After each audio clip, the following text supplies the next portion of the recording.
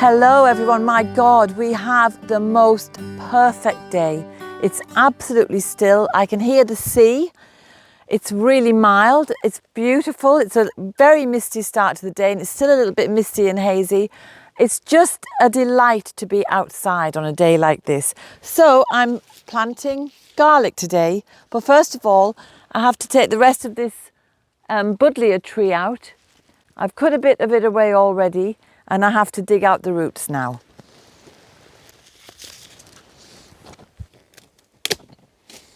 So apart from planting garlic today, I just want to have a quick chat with you about goddesses and gardens. And that'll be coming up shortly.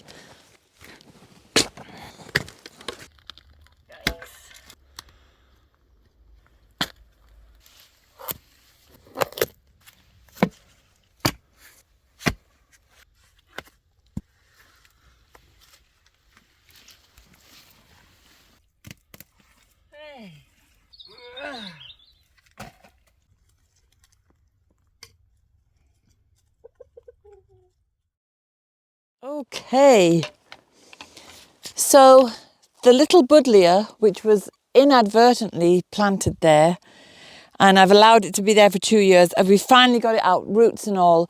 But what I'll do is I'll plant the rootstock down below near the bees, and then they'll have all those beautiful buddleia flowers in the summertime. And these as well, these cuttings, I'll just stick them in various places and they might take off. And so that way we haven't lost a tree, we've made many more. So I'm going to plant the garlic now. And if you're interested in garlic for health, because it is an amazing natural antibiotic, antiviral, antibacterial, antiseptic, it's good for the cardiovascular system. I mean, there's nothing that garlic isn't good for.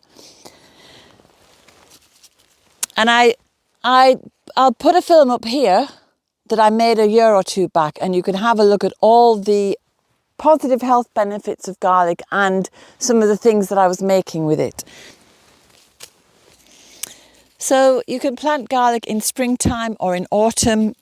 So this is probably the latest time for me to be planting it here. And I've hoed the bed. Oops, there's a few weeds there. And you just take your garlic heads apart, and each clove is planted to become a new garlic plant. And I'm putting them in with the rough side down and the little pointy bit up. And that way the roots will grow down and the little green shoot will come up. I'm just planting them 3 or 4 inches apart, just so they're just under the soil, really.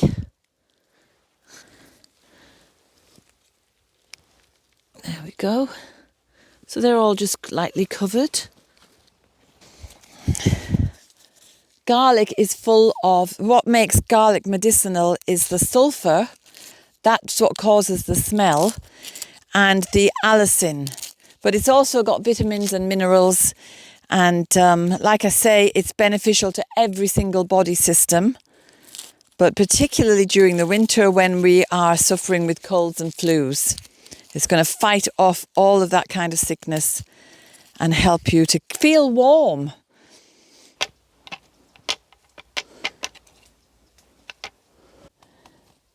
So the chickens, they're desperate to get into this bed because they know once you disturb a bed, there's going to be worms and all kinds of little bugs. So they're just hovering around waiting for their chance, and they'll probably come in here now and they'll probably scratch up all this garlic. I know what you're planning. She's pretending she's not interested. But I bet you they'll be back if we turn our backs on them. So this is an organic natural fertiliser from Fruit Hill Farms. And I'm just going to sprinkle it on to renew. It's kind of renewing the soil. In fact, it's called Soil Renew. Shoo! Shoo! Shoo! This is basalt, volcanic rock dust.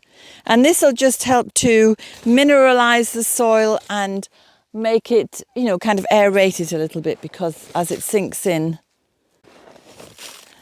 it's just stopped the bed clumping up. I think I might have to go and feed those chickens again just to distract them. Here, chicks. Now, be good. Leave our garlic alone. Oh, that's the garlic done. And now gardens. So there's tons of work in this garden, as you can see. Lots of tidying up to do. It won't take long if we keep on having weather like this. And talking about gardens, we went to visit our friend Colette yesterday, and we were wandering around Bealtaine Cottage Gardens as well.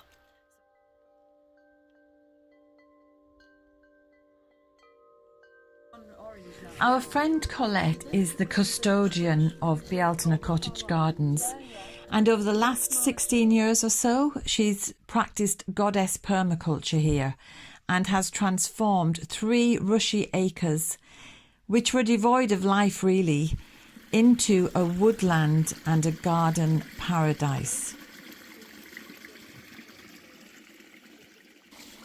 I'll never forget her words when we first met. "You can do this," she said, and that's what I like to pass on to other people. So as usual, we're back full of inspiration and some good advice from Colette regarding our trees. So I'm going to walk the garden now and just check on our trees, see how they're getting on, see what they're all looking like with the leaf fall, and then I've got some new plants to put in. But that's down in the other garden. Come on, dogs, let's go. So I'm going to take these 2 Mahonias down near the bees, and then I'll come for the Cotoneasters.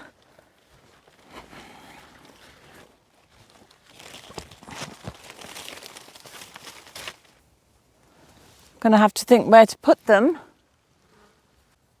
I'll put one just there under the trees, at the edge of the trees.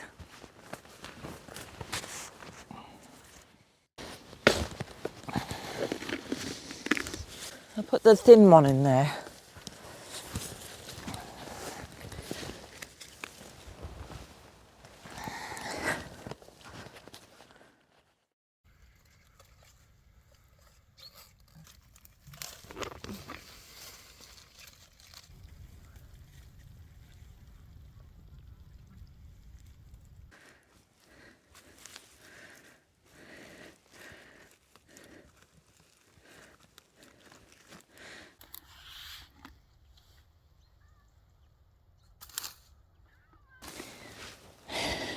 So I've planted the 2 Mahonia, and I'm going to put in the roots of the buddleia that I pulled out of the veg bed. And I don't know if it'll take off again, but I'd say it probably will, because it's, you know, it's a bit of a weed really, and it's got vigorous growing habits. I just have to dig a decent hole here for it. Not deep, but wide.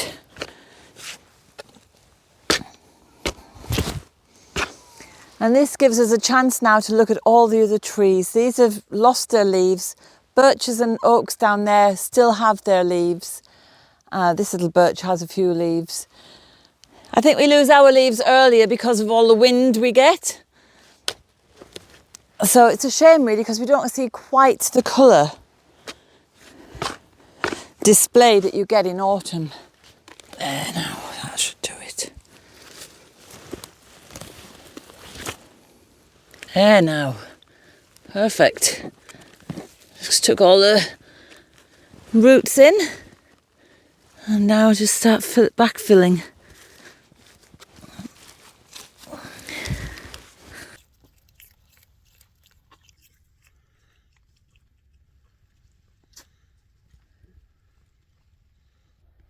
So I'm just looking around to see where I can put in some of the buddleia cuttings. And I'm just basically popping them in under the other trees. If they grow, they grow. If they don't, they don't. Just giving them a chance, and hopefully it will provide more nectar down here where the bees are situated.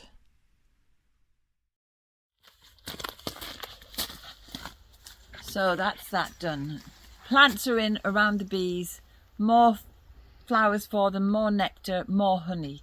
And last but not least, when we were at Belton Cottage Gardens visiting Colette, our friend, we were discussing the International Goddess Day, which is on November the 13th. And like myself, Colette has many a lovely statue in her garden. And I think we both agree that having them in the garden, whatever goddess it is, it just makes the garden flourish more.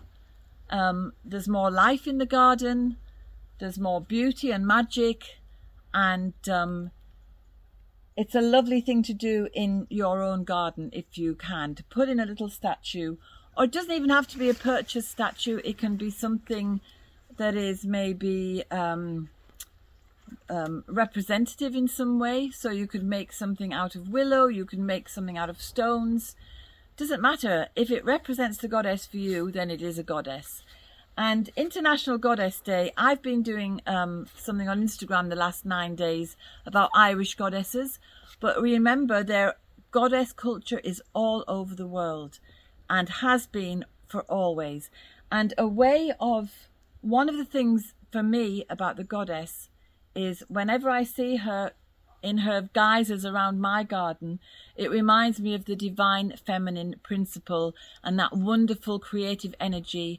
And it's also an energy of peace and nurturing. And I think that's what everybody wants to see in the world, is peace and nurturing of each other. So I'll just leave you with that, and I hope you enjoy International Goddess Day as well, which is coming up on Thursday the 13th. So I'm going to get my furniture indoors now before the end of the day, and I'll see you next week.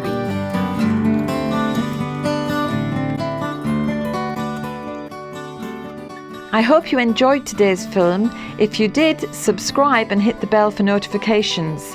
And have a look at the website danusirishherbgarden.com for more information about us and about the herbal medicine courses I offer and the Wise Woman Way training. And if you go to the shop, you can find the books, the weed handbooks and other herbal goodies. And remember, we put a new film out every Sunday. So looking forward to seeing you next week.